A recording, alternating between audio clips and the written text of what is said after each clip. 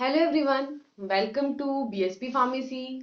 I am Nikita Gupta, and as we started our subject Cosmetic Science Unit 4 lecture number 2. जैसा कि हमने start किया था हमारा सब्जेक्ट कॉस्मेटिक साइंस और इसकी 4th यूनिट को हम डिस्कस कर रहे थे, जिसके अंदर हम डिस्कस कर रहे थे डिफरेंट कॉस्मेटिक इवैल्यूएशन इंस्ट्रूमेंट्स को। तो हमने लास्ट लेक्चर के अंदर कंप्लीट किया, एक तो था हमारा सीबोमीटर, ठीक है, और एक था हमारा क्या, कॉर्नियोमीटर। अब हम यहाँ पर नेक्स्ट डिस्कस करेंगे और डिफरेंट मीटर्स को जो कि कॉस्मेटिक प्रोडक्ट्स की इवैल्यूएशन के लिए यूज किए जाएंगे। तो स्टार्ट करते हैं हमारा topic of discussion from unit 2, measurement of TEW. TEWL का मतलब होता है trans epidermal water loss. Trans epidermal water loss का मतलब है कि भाई आपकी स्किन की लेयर से कितना वाटर, कितना मॉइस्चर जो है यहाँ पर लॉस्ट हो रहा है। ठीक है, तो उसको यहाँ पर क्या करेंगे, मेजर करेंगे। तो क्या बोल रहे हैं टीईडब्ल्यूएल के बारे में, that the measurement of trans epidermal water loss is expressed in grams per square metre. किसमें मेजर करते हैं इसको, ग्राम पर स्क्वायर मीटर के अंदर मेजर करते हैं। एंड पर हार is used for studying the water barrier function to the human skin. Thus, the more perfect the skin protective coat, the higher water content and the lower the TEWL value. क्या बोल रहे हैं कि यहाँ पर हम क्या करेंगे, TEWL वैल्यू को मेजर करेंगे, जो ये बताएगा कि आपके एक स्क्वायर मीटर के अंदर हम क्या लेंगे, एक यहाँ पर स्क्वायर मीटर लेंगे, एक स्क्वायर मीटर के अंदर एक घंटे के अंदर कितना आपके यहाँ पर ग्राम्स जो है वो आपकी जो ह्यूमन की स्किन है, ठीक है, उसके अंदर कितना वाटर लॉस हो रहा है, यानी कि वाटर जो है बैरियर्स को क्रॉस करके रिमूव आउट हो रहा है, इवोपरेट हो रहा है। ठीक है, तो यहाँ पर हम मोर प्रोटेक्टिवली, मोर परफेक्टली स्किन की जो प्रोटेक्टिव कोट्स हैं, स्किन के जो प्रोटेक्टिव लेयर्स हैं, उनके अंदर क्या करते हैं, वाटर कंटेंट को मेजर करते हैं। जितना ज्यादा आपका वाटर कंटेंट होगा उतना कम आपके यहाँ पर TEWL की वैल्यू होगी। ठीक है, ऐसा समझो कि भाई क्या कहना चाह रहे हैं, स्किन की जो ट्रांस एपिडर्मल लेयर है ना, उसके अंदर से वाटर का कितना अमाउंट आपके लॉस्ट हो जा रहा है, पर स्क्वायर मीटर के अंदर, पर हार के अंदर कितने ग्राम वाटर का लॉस होगा, उसको यहाँ पर मेजर किया जाएगा। और ये आपके ये बताएगा कि कितना आपके प्रोटेक्टिव कोट है, कितना उसके अंदर वाटर कंटेंट है, और कितना वहां पर इवोपरेशन होता है।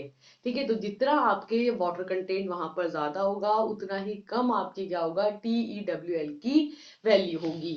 क्लियर?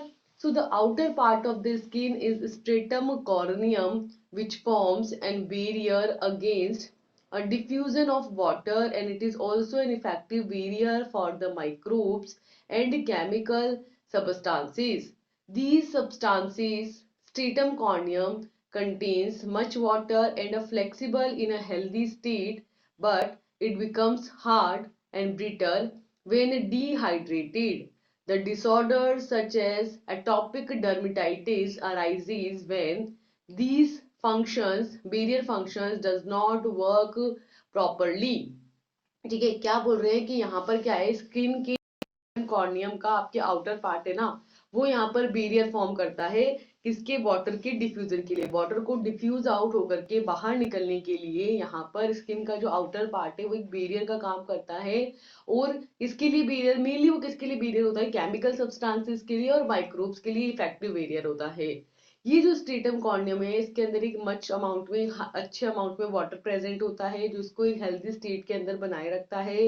लेकिन जब ये डिहाइड्रेट हो जाती है तो स्किन की लेयर हार्ड हो जाती है, ब्रिटल हो जाती है, और वहां पर डिसऑर्डर जैसे कि एट्रोपिक डर्मेटाइटिस वहां पर देखने को मिलता है, जब ये जो बैरियर्स हैं ये सही से फंक्शन नहीं करते। बेसिकली यहाँ पर स्किन की लेयर के ऊपर जो बैरियर्स होते हैं ना, स्ट्रेटम कॉर्नियम के ऊपर, वो क्या करते हैं, बैरियर माइक्रोब्स को और आपके केमिकल्स को एंटर करने से रोकते हैं, और साथ में वाटर को डिहाइड्रेट होने से, स्किन को डिहाइड्रेट होने से रोकते हैं। लेकिन फिर भी यहाँ पर एक सर्टेन अमाउंट डिहाइड्रेट होता है, रिमूव होता है, और उसी का मेजर किसके थ्रू किया जाता है, यहाँ पर TEWL के थ्रू किया जाता है।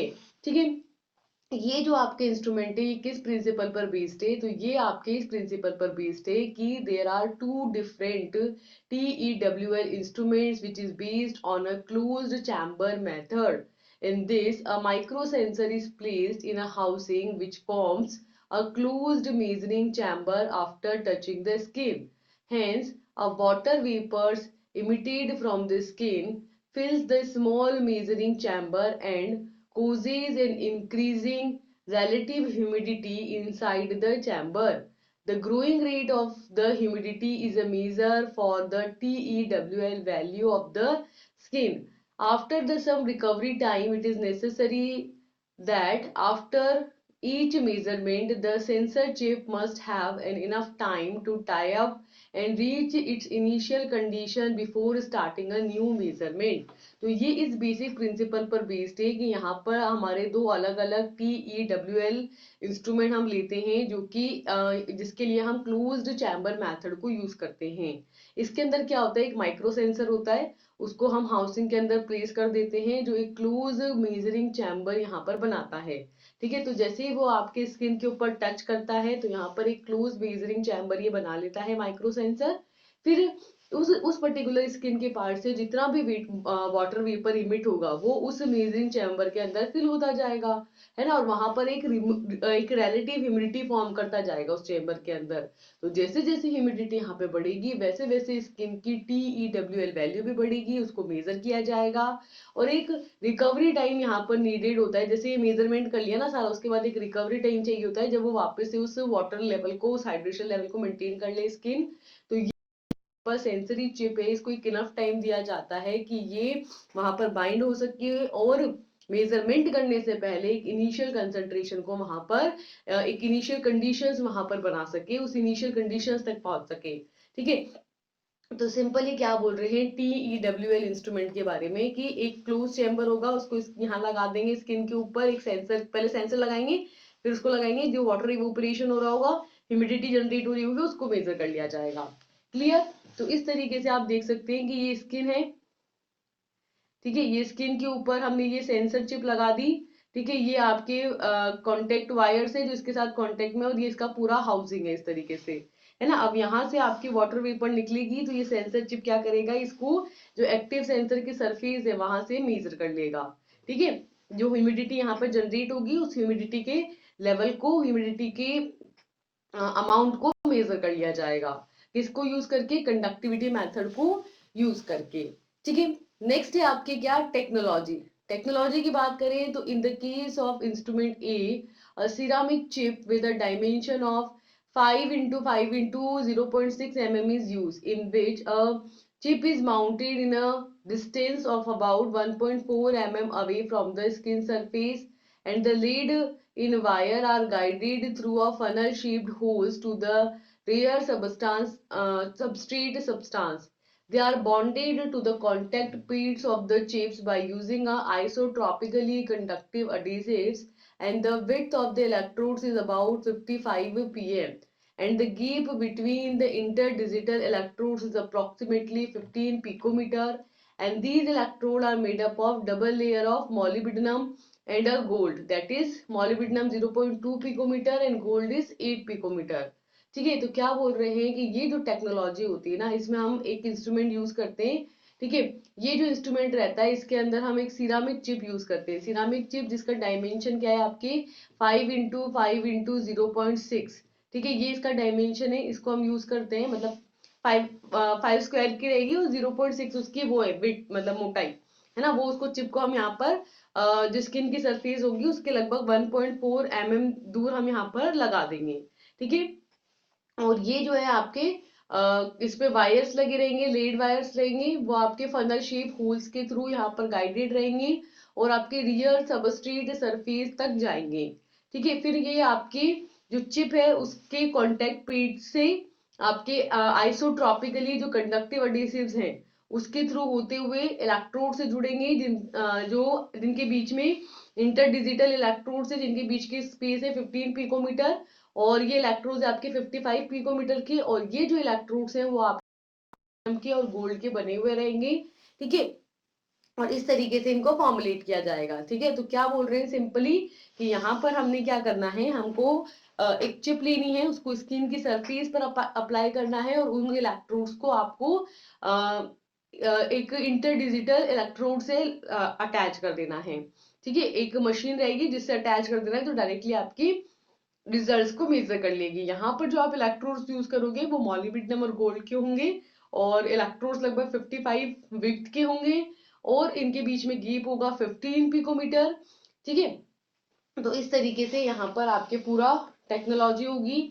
और इसके फाइनल आ जाते हैं आपके क्या एप्लीकेशंस, कहाँ कहाँ यूज किया जाता है इस TEWL को। तो ऑब्वियस सी बात है, जहां जहां भी हमको वाटर कंटेन यानी कि एपिडर्मल वाटर लॉस निकालना होगा वहां वहां यूज करेंगे। So it is ideal for the product development, claim support, efficiency testing and multi centric studies. It is also used for objective clinical assessment in dermatology and occupational medicines. Third, it is also used for monitoring newborns and detecting the skin damage. Fourth, it is also used in vitro testing of permeability. And fifth is it helps in assessing the TEWL and SSWL in the range of research applications. Sixth, it is suitable for the sweat study, है ना, जैसे वो अपन वहां पर sebum content निकाल रहे थे ना, वैसे यहाँ पर हम स्वेट निकाल सकते हैं, स्वेट की स्टडी कर सकते हैं। तो प्रोडक्ट डेवलपमेंट के लिए काम आता है, कोई भी हम क्लेम करते हैं तो उस क्लेम को सपोर्ट करने के लिए काम आता है, हमारे प्रोडक्ट की एफिशिएंसी को टेस्ट करने के काम आता है। और कई बार जब हमें मल्टी सेंट्रिक स्टडीज करनी होती है उसके अंदर काम आता है जो डर्मेटोलॉजी होता है ना, स्किन को जब हमें चेक करना होता है, स्किन के अंदर वाटर लेवल को चेक करना होता है तो उसमें काम आता है, उसकी क्लिनिकल असेसमेंट में काम आता है। और जो ऑक्यूपेशनल मेडिसिन है उनकी जब टेस्टिंग होती है, उनको जब समझना होता है, जानना होता है, उनके इफेक्ट को अंडरस्टैंड करना होता है, उसके अंदर ये काम आता है। इसके अलावा जो न्यू बॉर्न बेबीज है उनको मॉनिटर करते टाइम काम आता है, उनकी स्किन में अगर कोई डैमेज है तो उसको डिटेक्ट करने के काम आता है। इसके अलावा जो परमेबिलिटी का लेवल है उसको टेस्ट करने के काम आता है।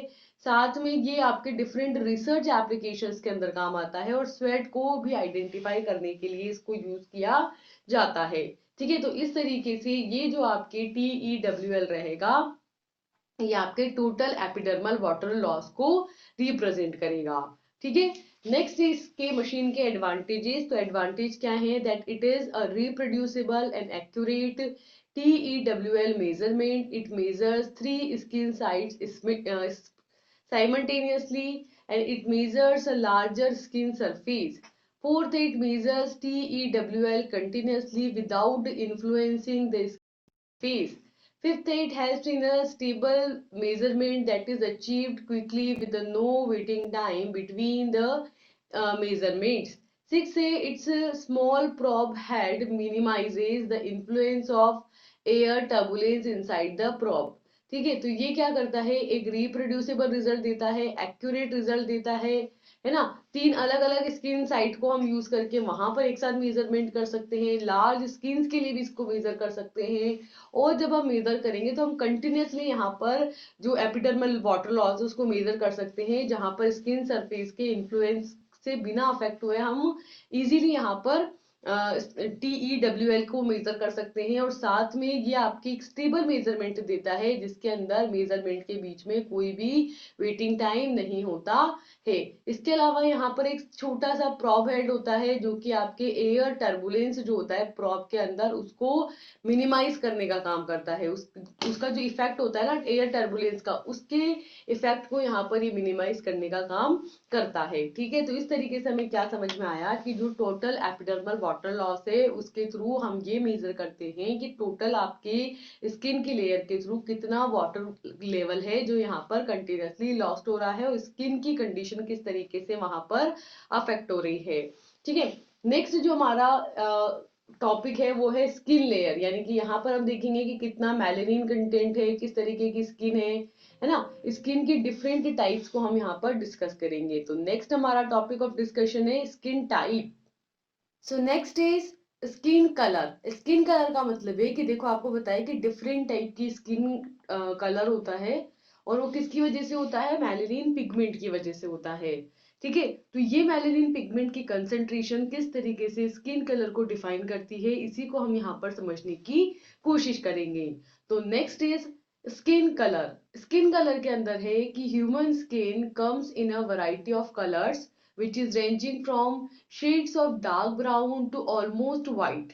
ठीक है, जो ह्यूमन स्किन है वो अलग अलग कलर की होती है, यहाँ तक कि एकदम डार्क ब्राउन से लेकर के एकदम व्हाइट तक अलग अलग रेंज में ये पाई जाती है। Although an individual's skin color is influenced by a numerous factor and the most significant is its content of a pigment called melanin. ठीक है, वैसे तो एक पर्सन की जो स्किन कलर है वो कई सारे फैक्टर से अफेक्ट होती है, लेकिन जो मोस्ट सिग्निफिकेंट फैक्टर होता है वो होता है आपके पिगमेंट कंटेंट, है ना, जो है आपका मेलेनिन। मेलेनिन जो है यहाँ पर वो पिगमेंट है जो कि आपके स्किन के कलर के लिए रिस्पॉन्सिबल होता है। This melanin is also a pigment which is responsible for determining hair and eye color। यही मेलेनिन है जो आईज के कलर के लिए और हेयर्स के कलर के लिए भी रिस्पॉन्सिबल है। The level of melanin are primarily determined by the genetics। वैसे तो जो मोस्टली ये जो मेलेनिन कंटेंट है ये जेनेटिकली डिटरमाइन होता है, लेकिन फिर भी the level of inherent skin pigmentation is referred to as constitutive pigmentation. और वो पिगमेंट, वो मेलेनिन का कंटेंट जो हमारे बॉडी के अंदर जेनेटिकली आता है, ठीक है, जेनेटिकली जो स्किन का लेवल है उसको क्या बोलते हैं हम, कॉन्स्टिट्यूटिव पिगमेंटेशन बोला जाता है। ठीक है, तो इस तरीके से क्या बोल रहे हैं कि स्किन कलर या हेयर्स का कलर, आईज का कलर किसकी वजह से होता है, मेलेनिन की वजह से होता है।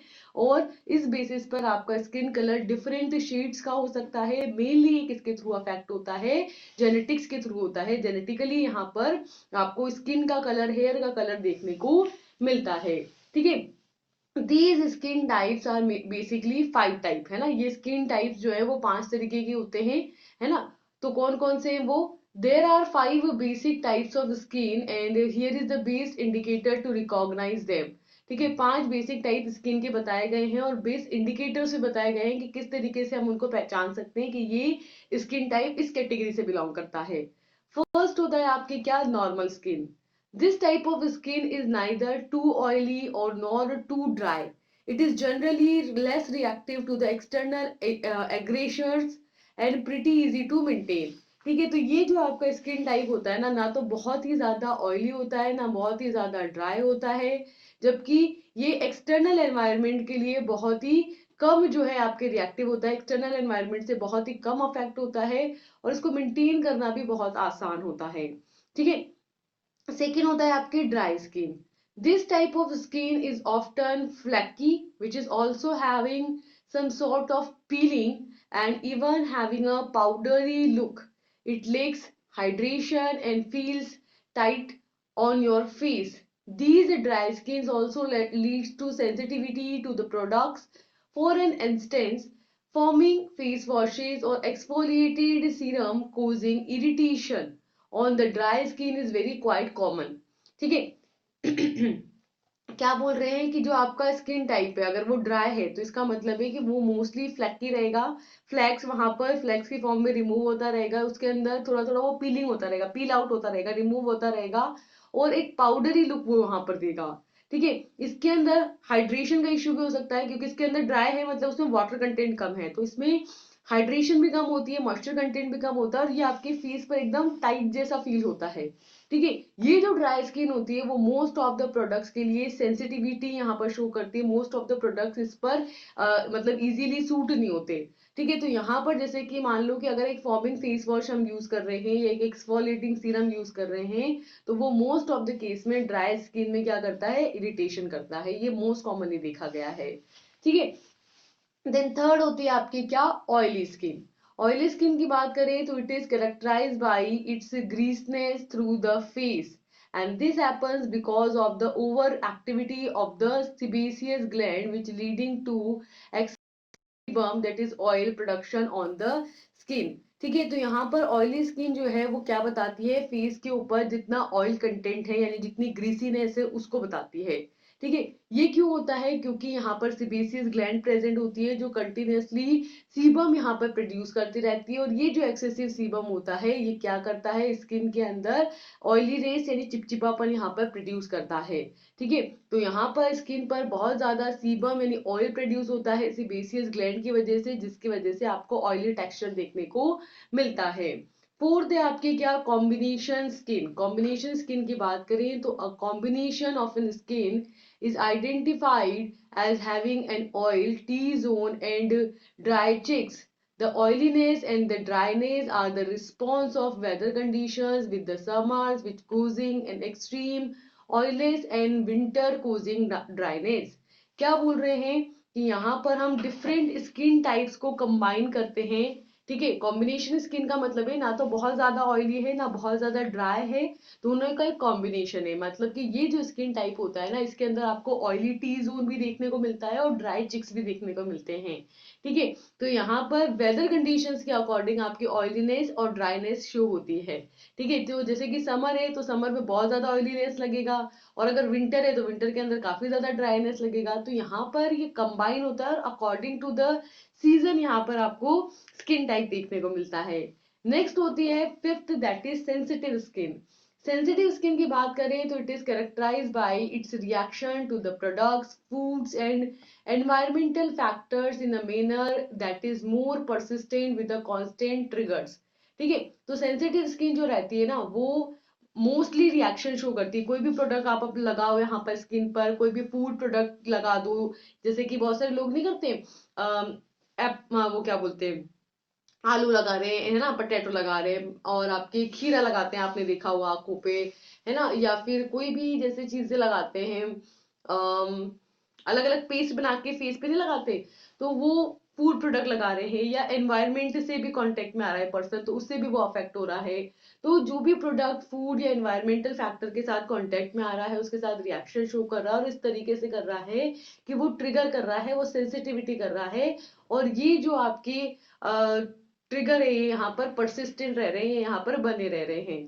ठीक है, तो इस तरीके से सेंसिटिव स्किन जो होती है ना वो बहुत ज्यादा उसको संभल संभल के रहना पड़ता है, क्योंकि बहुत छोटी छोटी चीजें उसको अफेक्ट कर सकती हैं। ठीक है, तो इस तरीके से यहाँ पर डिफरेंट टाइप के स्किन है आपके। The Fitzpatrick skin types are mainly 6। यहाँ पर फ्रिट्ज पैट्रिक स्किन टाइप बताए गए हैं, जिस जो 6। पहला है type 1 which is extremely fair skin, always burn, never tans. ये बहुत ही ज्यादा फेयर स्किन होती है, हमेशा बर्न होती है, कभी भी टैन नहीं होती है। ठीक है, सेकेंड होती है type 2 which fair skin, always burn, sometimes tan, है ना। सेकेंड है आपके, ये एक्सट्रीमली फेयर नहीं होती, कंपैरेटिवली सिर्फ फेयर स्किन होती है, बर्न ये हमेशा होती है लेकिन टैन कभी कभी हो जाती है। थर्ड होती है आपकी medium skin, that is sometimes burn but always ten, है ना। जो थर्ड होती है आपकी मीडियम टाइप की, जो कि बर्न तो कभी कभी होती है लेकिन टैन हमेशा हो जाती है, हमेशा टैन हो जाती है। टैन हो जाने का मतलब मेलानिन कंटेंट इंक्रीज हो जाता है वहां पर। फोर्थ होती है आपकी type 4 which is olive skin, which is rarely burn and always tan, है ना। ये फोर्थ टाइप है आपकी ऑलिव स्किन, जो कि बहुत ही कम रेयरली आपकी बर्न होती है लेकिन ऑलवेज क्या हो जाती है, टैन हो जाती है। फिफ्थ होता है आपकी क्या, type fifth which is moderately pigmented brown skin, never Burns, always tan. ये क्या रहती है आपके टाइप फिफ्थ, मॉडरेटली पिगमेंट, इसमें बहुत कम अमाउंट में पिगमेंट होता है, ब्राउन स्किन होती है ये। ठीक है, और ये बहुत कम, बिल्कुल कभी कभी बर्न होती है लेकिन टैन हमेशा ही रहती है ना, मतलब ब्राउनिश हो जाती है धीरे धीरे टैन हो के। और सिक्स होती है आपके type 6 which is markedly pigmented black skin, never Burns, always tan. ये वो स्किन है जो कि एकदम टैन होके एकदम ब्लैक हो चुकी है, तो ये है आपके पिगमेंटेड ब्लैक स्किन, जो कभी भी बर्न तो नहीं होती लेकिन टैन हमेशा होती है। तो इस तरीके से 6 टाइप के आपके स्किन है, extremely fair, fair, medium, olive, moderately pigmented and markedly pigmented black skin. ठीक है, तो ये सारे बात हुई किसके बारे में, स्किन कलर्स और स्किन टाइप्स के बारे में। ठीक है, तो इस लेक्चर के अंदर हमने दो चीजें देखी, एक तो देखा टोटल एपिडर्मल वाटर लॉस और एक देखा स्किन कलर। अब हम मिलेंगे नेक्स्ट लेक्चर के साथ और कुछ और टॉपिक्स यहाँ पर डिस्कस करेंगे इवैल्यूएशन से related. Till then thank you and all the best, bye bye.